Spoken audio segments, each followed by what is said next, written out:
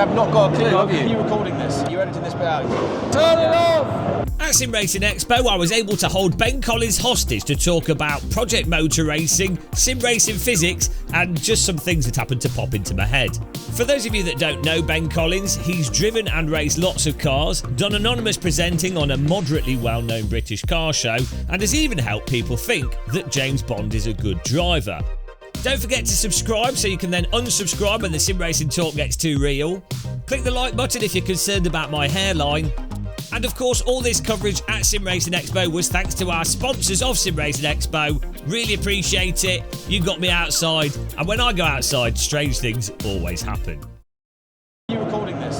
This recording bit's been edited out, yeah. Yeah, you're editing this bit out. He's editing this part out. This bit's I might end up in it though. It's like a bonus. Like an Easter egg. Easter egg, yeah. The bit that nobody sees. You don't realise that your credibility, just by talking to me, your credibility is here and it's dropping. Don't be so certain. And then being complimentary to what I say, that's it. You've lost. It's gone. All those years of hard work. Your feedback was great. Like I said, we're the last scramble at the moment. We're just getting all the. We're trying to really chase that perfection.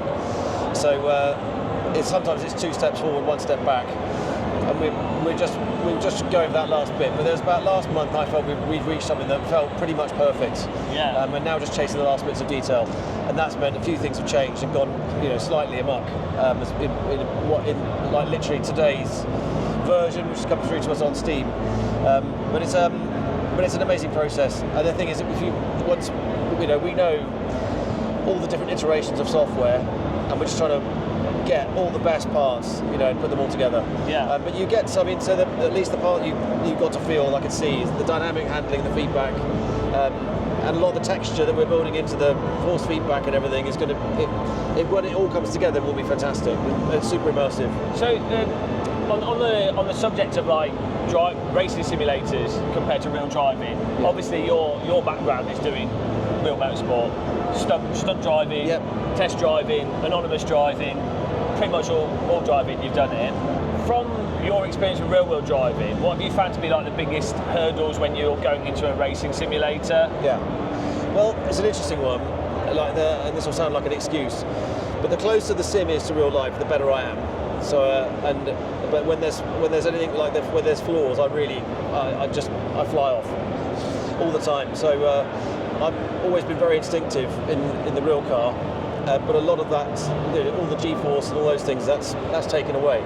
So you're relying very much on other sensory feedback through the wheel, through what you can see in front of you, whether it's goggles or through the screen.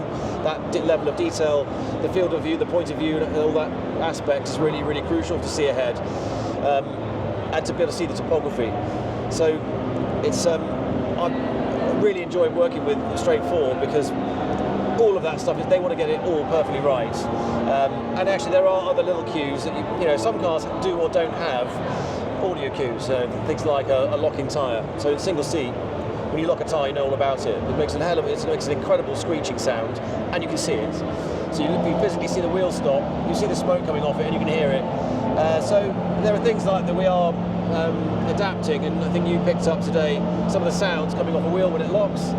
And that should really, the audio should be varying to the degree that the tyre is stopping. Yeah. And that's what we're aiming for, so that you've got lots of cues telling you where you are. One of the things that I focus on because I just do loads of sim racing, I sort of a bit obsessive with the force feedback and feeling stuff through the wheel. Now, in the sim racing space, there's this kind of debate between having the steering wheel feel like a real car steering wheel, and then having more information put through the wheel to make up for the fact that you're still in a sim rig. Now, my view has always been, in real life, it entirely depends on the vehicle. Some vehicles have good feel, some have nothing through the wheel. You're driving for your bottom in a real car, right? And so, what's your view on that, though? With what would you want from force feedback from a sim? Do you want the wheel in your simulator to feel like the same as the real car, or do you prefer it giving hyper information? Yeah. Well, I'm a bit controversial with this one. So historically, I've always liked the cheaper wheels because they have less force going through them, And the problem is that when they're trying to put weight into the steering wheel, they're putting a torque effect in, a force to create, or try to emulate the weight of steering. But that's completely false. It's a false economy, because if you've got a twist effect coming into the steering wheel, it shouldn't be there unless you've hit a massive piece of camber in the road, or fired off a curb and you get one of the wheel, or snatched a tyre or something, and you feel a pull on one side of the car, or if you get sideways and you go from you're feeling a little bit of torque in the steering wheel, which is telling you you've got some grip. That breakaway will change that feeling in the steering. It's really tough, because all these fantastic bits of kit, all expensive bits of kit, where the focus is all about how much force they can push through the wheel, and a lot of the time it's drowning out the very light touch stuff that you want to get. That's much more granular and small. So it's an interesting one. So I don't know if I've answered your question. Well, just because there's one of the things we were talking about earlier off camera was briefly how the details that matter in a race car in real life, but also in the simulator especially, when you're in neutral steer, when you're actually at the limit, is when you're feeling the least amount of force. Yes, so because it goes light. And also, this comical thing, when I was racing prototypes, I did jump into a few other different cars. I got in the Audi briefly. I drove Panos, and in my car, the Ascari, it was an amazingly powerful thing, with Judd V10 engine, loads of downforce. We had no power steering, and it was like fighting a bear. It was a heavy steering wheel because of the caster angle. So the effort it took to turn it and hold it was quite strong. And it was interesting. I got in the Panos, which had 5 levels of power steering, and they used to run it on top whack, so it was as light as a feather. And in that situation, I ended up turning it off. I've been doing tons of training, so I was fit as anything, very strong, and I could. So I was like, back to zero, to get more feeling and feedback. Because I was learning the car, it really matters. So I do think. It sounds like I'm contradicting myself from earlier. The thing is, it's a different type of weight. Heavy steering is not the same as having a pull effect, a force effect put into it that's artificial. So I think that's what's hard for the wheel manufacturers to get that right. They're relying on this twist effect, which really should be reserved for what you're talking about, to explain where the grip is. The key thing is you don't want to be fighting with the car. It shouldn't be fighting. It should be you're trying to work with it. And I think when I've used forged back wheels that are set up a bit over the top, or a bit crazy, you're just having a fight rather than feeling what's actually going on. You can't get with and the same is true with these rigs, the 5-post rigs. Is that the large motion 8 rigs. or 20 or whatever. I've been testing Formula 1 sim, so please turn it off. The motion is always slow. You cannot simulate G. And so I find those really, like my inner brain is going, what is this? And it's just, my brain is fighting it all the time. Whereas, again, it's nice to have the rig, but with everything dialed down, so you can feel a bump, and it's brilliant. Because you go somewhere like Alton Park, and on the way through, out the first corner towards Cascades, there's 1, 2, 3, and the car lands as you hit the brakes. You can time it, you can feel it in the rig, and again, it's another sensory feedback piece that gives you the rhythm of the track. So that's one of the things with motion rigs, they can't do sustained G, obviously. Unless you're using the head pulley systems and bladders, but it doesn't really work that well. But vertical is the one thing that a motion rig can, because you're only ever going up briefly, and then it settles back down, and that dialed in, I think, is probably why you find it makes sense. 100%. And it gives you so much timing. And you can feel a small jar come through. So again, some of the feedback is they're trying to put like a curb strike. They're putting it. They're putting a curb strike through the steering wheel as a knock effect, which it shouldn't really be there. It shouldn't be felt. If it can be felt at all, it's in the chassis as a bump. So keeping this on sim racing, of the sims that you've played, which ones have you found to be the most natural to just jump into, like of the games? Yeah, of the games that you've played. Well, I've worked on 2 other games, so Project Cars 1 and 2, with pretty much the same team that's now at Straight 4 with Project Motor Racing. When we've got this to a place that is the most intuitive sim I've driven. So my 2 favourites, there's this, which I think is great because I can drive the car on the throttle. and adjust in the moment with steering and power, which is all I want in the world.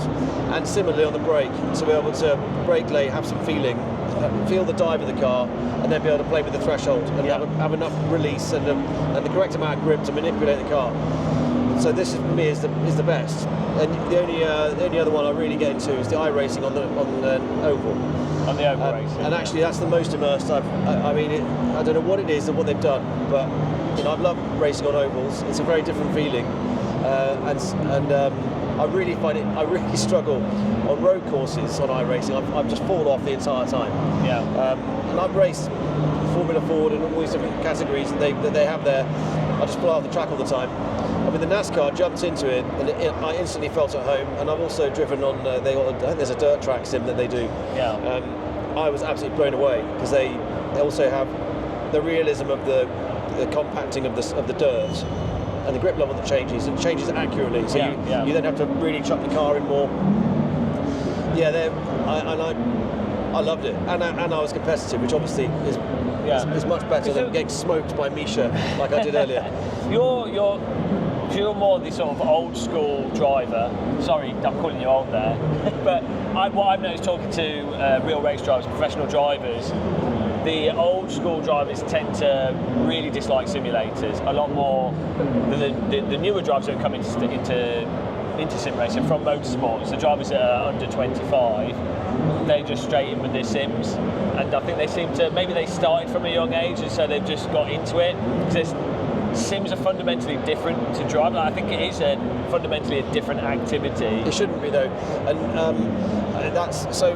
I mean, my job with these guys is to make the sim as realistic as possible, which is great fun. And actually, my weakness, which is I struggle if they're further away they are from reality, the more I struggle. And in a weird way, my stubbornness is quite handy. Yeah. Because I never really get used to it. I think there's a lot of people that adapt. A lot of these, like you were saying, younger crowd or people like you're able to adapt to it. I just can't do it. I either feel sick, I get angry with the sim, like why is it behaving like this and it's doing it wrong, and my brain just will not tolerate it. So I guess it makes me useful for testing. So we're going to make sure we'll absolutely make sure this comes out absolutely right, working. I mean, actually one of the things I was proudest about on another game we worked on was the rain. Yeah. It was really hard to simulate rain. They came up with this incredible program where it could rain at one corner, not another. The puddles were forming slowly in their own organic way, and aquaplane, where you hit the water hard at high speed, it was really hard. The car either spun off, so if you're a few miles an hour over the threshold, it would just spin you off, and that wasn't accurate. Or there was a mystery force, sort of like an elastic band at play, that was lazy and not right. But anyway, we nailed it, and you got it so that you could be going through it, and you get wheel spin at the rear without spinning off, and you could take your chances in the puddles. You could fail if you got it wrong, but it was super realistic, and you could drive the way you would in a real race. And you were immersed again. You're not aware you're in a sim, and that's what it should be like. You shouldn't be aware you're in a room in a sim. You should be just in the moment. So one of the things with sim racing at the moment, is sort of a bit of a controversial topic in sim racing, is the cold tyres situation, where obviously there's a lot of GT series now where they go out on cold tyres in real life, and then the sims try and copy that. The sims have the cold tyre behaviour, where the tyres are like crazy low grip and almost totally different. I don't know if that's your view on it. Like, if you found when you played a driving simulator, the cold tyres to warm tyres, the variability, or if you find it lines up. It's a very hard one to get right, and I also know from doing lots of development where we've had sim racing people involved in the development side of it, quite a strong argument where we're like the car, you get sideways on the sim, and then that's it, you're done, you're spinning off, and I'm saying that's not right. If that was true, I'd be dead. I would never have lived this long. And the sim guys are like, no, it needs to be difficult. So what are you talking about? I'm like, but it's not lifelike. If you want something that wants to kill you every time you get slightly sideways, knock yourself out, it's not like that in a real race. You should be able to catch it. The grip drops off, but you have got grip still, not zero, which is how a lot of the sims are set up. So, or worse, it's the front axle. I mean, the ones that have got no front grip, I just can't be. I've got no time for that. That's just like driving a bus. Well, this is another meme actually. In Sims, I think also with real cars, there's this idea that understeer is easier and safer than oversteer, and I would argue that oversteer is easier and safer because if you've got oversteer, you have control of the vehicle. If you're trapped in understeer, once it's got into that, you kind of. Yeah, I don't know if you. The ideal is a balance, isn't it? Neutral car. And that's what we want here. Is that you've got a default setting that's good and that's close, it's right there. But then we can adjust spring rate, damping, control, wings, the whole thing. It's crazy. I mean, I got hooked on sim racing with Micropro's Grand Prix 2. On a keyboard, which is laughable. I did get a wheel, which was one of those ones you clipped onto the desk. I broke it. I broke my desk because I was so, I was driving it the way I was learning. I was racing at the time in Formula 3. I just smashed it to bits, and it was too slow. So I got rid of it. Went back to keys. I was faster on the keys. But I really enjoyed it because there was a realism to it. You could learn the tracks. So it was, and also you had quite an impressive array of settings. But I ended up with this ridiculous setting. I think I had maximum front wing, 0 rear wing, and this crazy aggressive turn to get it to work.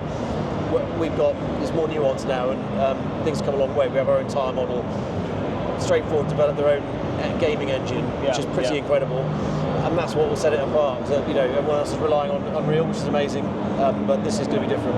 I think it's another sim racing misconception. I think is obviously some drivers in real life understand car setup very well. They've got those engineering skills, but I don't know from your experience if this is the case, but there's a lot of drivers that don't understand all these things, and in real life they would depend on the team to do all the engineering. So I don't know, with sim racing it seems like you are forced in most games to effectively have these engineering skills, whereas it probably would be more realistic if the player doesn't need that, if they can load the game up and there's some default setups.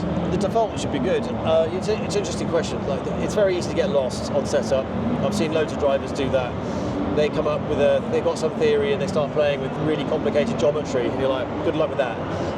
If the engineer didn't come up with it, when you know something's not quite right, you are exploring. Okay, fine. If you're really developing, we're quite lucky. Normally, you get chucked the keys to something that's done a load of development, whether it's Dallara or an Audi or whatever. I mean, these guys at this level, you roll into the pit somewhere like Le Mans, they plug it in. Before you've opened your mouth, they can tell you what the aero balance is, because they've got the measurements on the wishbones that's telling them how much pressure it is, and they can see that it's 52% and it should be 52.5. So they don't need to tell them that it's got a bit of understeer. They know. Okay.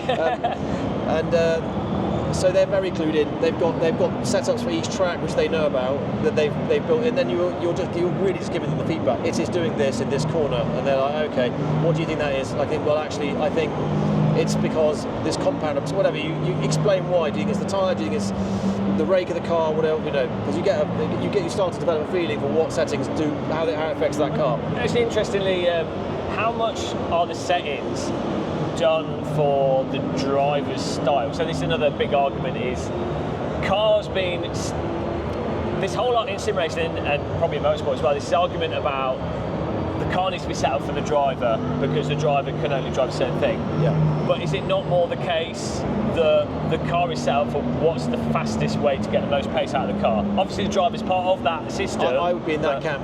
So I still right foot brake, which is, and there's a lot of people that are left footing, but there's other people who are left foot braking in such an extreme way. I was teammate to Mika Salo for a bit, and I was absolutely blown away by how much brake he was putting in and how much throttle at the same time in a relatively slow corner, and he's fast with it, which is great. But that car will then handle differently. So when I drive it, so you're going to have to compromise the setup. The fact of it is, though, somewhere like Le Mans, they will tell you no left foot braking because you're going to burn more fuel. That's you're going to go through the brakes as well, but you will use more fuel and you'll lose that lap. And you want to be doing as few fuel stops as possible. So if it's the difference between doing 10 laps and then fuel, or 11, don't left foot brake, take the 11 laps. So that type of thing you do get a variation in driving style, but generally there is the fastest car is the fastest car. And if the other driver's doing something better than you, going faster, it's like, I'll have that set up. You look at the data, that's where he brakes, that's where he's turning in, that's where he's picking up the throttle, and it's all happening here, and you should be able to look at that, figure it out, and then do it.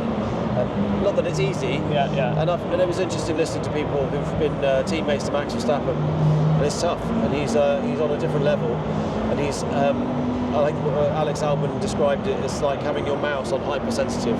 It's just the car is just shooting around, and it's got such an aggressive turn in, and that would be, quite tricky to master. Ultimately, whoever's quickest has the right setup. Yeah. Okay. Although I didn't answer your question about cold tyres, because that is a real skill, working the tyre. Obviously, it very much varies on track temperature. So if it's a cold day, it can take quite a while, and it depends on what compound it is. It's a pain warming them up. Again, at Le Mans, mostly we're quite spoiled. You don't tend to get put out on cold tyres. And on the whole, as a general rule, you're not normally in that situation where it takes 3 or 4 laps to get them hot. So in sim racing, it's kind of like the cold tyres are insanely difficult to drive a lot of the time. And so a lot of people then go, well, you see the crashes, you see a couple of crashes in real life where the drivers come out of the pits and they spin or do something stupid. But on balance, I don't know if it's the case that you would say, assuming someone's like a moderately skilled race driver, they're not going to there's not a huge risk of them just spinning or doing something crazy from the cold tyres. I don't think they simulate how the tyre stretches well enough on the cold. Again, we're generalising massively about sims that are that complicated and tricky. They're not simulating the stretch, because basically, if it's the initial input that usually is what cocks things up. If you get on the brakes a bit too hard and lock it will just frazzle the tyre, and that's it. But actually, if you do load it, you can then get quite a lot of pressure in it, and the tyre creaks itself open and does what it's supposed to do, and that's what warms it up. Likewise on power. So it's whereas what seems to happen in the sim is, even if you've applied that bit of throttle carefully and you've got it to take the load, start to stretch, you should be okay after that. But with the sim, quite often, at any moment, as you're increasing it can just let go and show you, I'm cold, I'm still cold, even though it's I've got you loaded, I'm putting lateral grip into the tyre. It shouldn't be that bad. So I think that's where they get it wrong. Maybe it's part of that same issue, like what you were saying earlier. There's a very common issue with sims, is that once you've gone over the limit, you've got the drop off is too aggressive, and there should still be something. Obviously, if you absolutely take the piss, there's always going to be a point where it gives out. But generally in sims, they tend to be gone. They should have something more there over the limit, which would, in real life, would probably be a massive cost of time. Not what you want to do, but you're not dying. True, and it is absolutely right. Also, in real life, you do get a little hint from the tyre, because the sidewall is a bit stiffer when they're cold, and you can feel it, even in a straight. Through the wheel or through your body? You feel it through your bum, I suppose, but you do notice it in the steering wheel. You're like, oh, it's a bit tiptoey. You can just feel it. It just wants to track around a bit more. So the car is talking to you more than in the sim. It's just. But that's maybe one I should make a note of for us. When they're it's just that little bit more pointing. You're like, oh, okay, just need to be a bit careful with the wheel. So it's warning you all the time. It's registering it for you that it's still cold, as opposed to looking down at the screen to check. I mean, there's a reason it's on the screen, showing you that they're cold. Because it's telling you that this sim is struggling to some extent warn you about where the tyre is. But it is really handy to have. But I agree, it would be nice to build it more into an organic feedback. Also, with new tyres, I remember with single seaters, we never had tyre warmers. And when they're brand new, they go on. It's really fascinating. And I think from memory, on a normal day, like a reasonable summer's day, it was lap 2. And you had to go out, and the hard thing was to get the fronts working. So the rears were coming. So let's say you had a nice neutral handling car. You go out with the new tyres on. Now you've got a bit of understeer. And you're like, oh, but the tyres are in, the rears are in. So this is the money lap, and you've lost some front balance. So you had to work out how on the brake just to guide the fronts in to get them to be right on it. Maybe you add a whole of front wing to give you a bit more front aero. But it was lap 2, like bang. And so you come out of the pits and you get a couple of accelerations in a straight line and a couple of those easy brakes just to get that front tyre working, and then you start to feel it come in really quickly. So it's just not, it isn't the case. You have to wait all these multiple laps. So you're right. It takes too long. Another debate in sim racing about a lot of the modern sims. They have these hyper complex tyre models, finite element, the whole tyre simulated, and then you look up tables. It's all pre-calculated. Crazy stuff. Whereas you've got some other simulators, especially the older ones, like Automobilista 1, R-Factor 1, GPL. Well, going all the way back, they use much more simplistic, just basic slip curves. It's not that basic. It's still complicated, but it's a much more simplistic approach. But the advantage is when you've got a simplistic approach, the developer or the engineer or the designer can very quickly go, well, that wasn't right, change a few numbers, change the slip curve, and you get the behaviour there. Whereas you've got, with these more complex tyre models, the behaviour's not right, well, which variable do you tweak? What do you change? Then you have to recompile the tyre model. Then you have to test it again, and it's changed something else. So it'll be interesting to see if we are at the moment going down this route of very complicated tyre models, and I don't know if things might actually go back to more simple tyre models with good design on them. But well, don't say that to Kevin. You'll blow his mind with that one. I know with Project Motor Racing, they've gone down the complicated tyre model. They've been pursuing this for decades but now. It's been worth it. I mean, I knew we were onto something. There's one of my favourite tracks is Donington, and it's one of the best ones to test at because you've got hairpins, chicanes, medium speed, and some really fast stuff, and you've got crests, and you've got areas where you have to combine steering and braking, which is the death of many a sim. Like a lot of them want to swap ends and all that. But in the hairpin, which is the hardest thing to do, is a really slow corner when you haven't got the aero, because in Simland, aero can cover up all kinds of evils. So without the aero, like really stopped the car and turned it, and I was like, wow, I can rotate the car on the steering and just enough and balance it on a knife edge, and then use the throttle to squat the rear and feel the difference and tease the throttle, all around the apex, and then have it come out, glide the car out. Controlled, not spinning like we were talking about the death traps with the drop-offs. But that was really, each bit was dynamic. From the turning, holding the rear on the throttle and feeding it, all that. So I was like, this is great. I don't think you could do that on the old system. I love some of the old games, and they did a brilliant job of like just patching over stuff and kind of fooling you into thinking that you were really in control of it. You weren't really, but they were fun. But this is like I say, it's much more lifelike. Awesome. Well, we've probably been talking for hours. 30 minutes. I'm sorry. It's been great. No, it's a pleasure. Well, I enjoy your insights, and I think we share a similar view about what the feedback is telling us, I mean, obviously you can pay your money, you get your choice. If you want the most realistic to real life, I think that's what we're going for. But I also appreciate for hardcore, sim racers that want a particular style. There are things that reward that. Well, thanks for taking the time to chat with me. Obviously, people need to. If you don't know Ben, well, they don't know you. Check me out. I've got a YouTube channel. You've got a gaming channel I've now. got a gaming channel. With Ben Collins Gaming. Ben Collins drives for the. I did actually. I saw you did a retro video. You've got. Is it a friend of yours has a retro centre? I'm into my retro games. I love it. So, I've got an Outrun at home. I love it, and Spy Hunter. No, I haven't seen it. The 2D one, top down, just a Scotland road. You've got the standing pedal. Nice. I haven't tried that.